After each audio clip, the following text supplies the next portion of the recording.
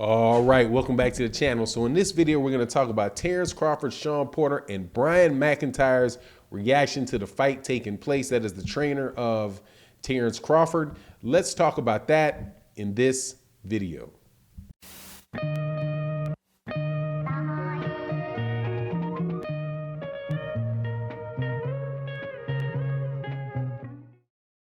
All right, welcome back to the channel. But before I get into the subject matter of the video, please make sure to subscribe to the channel if you're not already subscribed. Also, make sure to hit the like button and share the video if you wouldn't mind. It'd be greatly appreciated. All right, so let's get into this. Just more reactions from people with this fight being made or being ordered by the WBO. And what the fight that has been ordered is Terence Crawford, the WBO champion, has been ordered to fight Shawn Porter, who is a perennial champion or a two-time champion. I won't say perennial, two-time champion. He was a former IBF title holder and a former WBC title holder, and somebody that has given pretty much terrific fights to anybody that he's been in the ring with. Gave terrific fights to Kell Brook, which he lost. Controversial loss, in my opinion, because I think that Shawn, after having rewatched that fight, I think Shawn Porter probably should have gotten the call on that fight. Also, terrific fight with Keith Thurman. Also, terrific fight with Danny Garcia. Terrific fight with Ugas. Terrific, very, very good, solid fight with Errol Spence Jr. Probably Errol Spence Jr.'s toughest fight to date. So it only seems like right that, just like those other guys that are at the top of the division, the Terence Crawford fight Shawn Porter. But in this instance, I think this fight is for a lot of very important reasons. That this is a very important fight for several reasons. One reason is that it creates a mini tournament in the welterweight division, and one that is where people can say, if Terence Crawford wins this fight, without a doubt, he's one of the top 147 pounders, and so the winner of Manny Pacquiao versus Errol Spence Jr., Terence Crawford or Shawn Porter should be able to get that winner. That is basically setting up a mini tournament, and I think that would be a wonderful, wonderful thing to see. And the other thing is just for Terence Crawford himself, that gives him a chance to really prove that he belongs in the conversation as a top 147 pounder. Like when Terence Crawford first came to the 147 pound division, the question was, is he really a 147 pounder?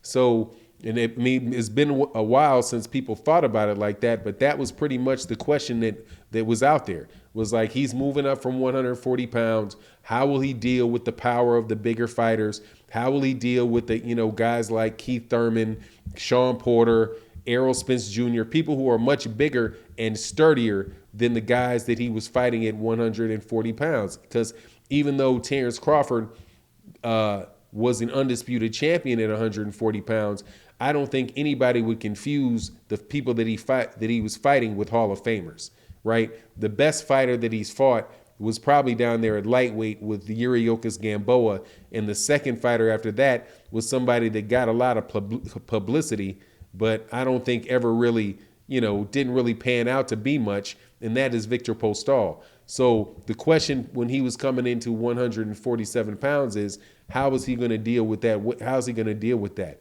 And to date, we still have not gotten the answer. Top Rank and Terence Crawford wants to act like we know the answer, but you don't know the answer when you're fighting. When your title defenses are against guys like Jose Benavidez, who had taken a gunshot to the knee, Igis Kalvinakis, who I don't think is a ranked fighter, is a good fighter, but is not a top fighter. And then you got two guys that were pretty much just kind of washed, and that being Amir Khan and Kell Brook. So those fights still have never answered the question about, what is he as far as being a top 147 pounder? Because I think that if you laid out Benavidez, Kalvinakis, Khan, and Brook, and you laid all of them out in front of Shawn Porter, I think Shawn Porter gets rid of all of them. If he doesn't knock them out, he beats all of those guys too. I think if you put Benavidez, Kalvanakis, Khan, and Brook in front of Yuriokas Gamboa, Yordanis Ugas beats all those guys out too. Errol Spence Jr., I think he stops every one of those guys, right? Keith Thurman, I think he beats and stops every one of those dudes, right? Danny Garcia, I think he beats and probably stops, except for maybe Igis Kalvanakis. But David Benavidez, Khan, and Brook,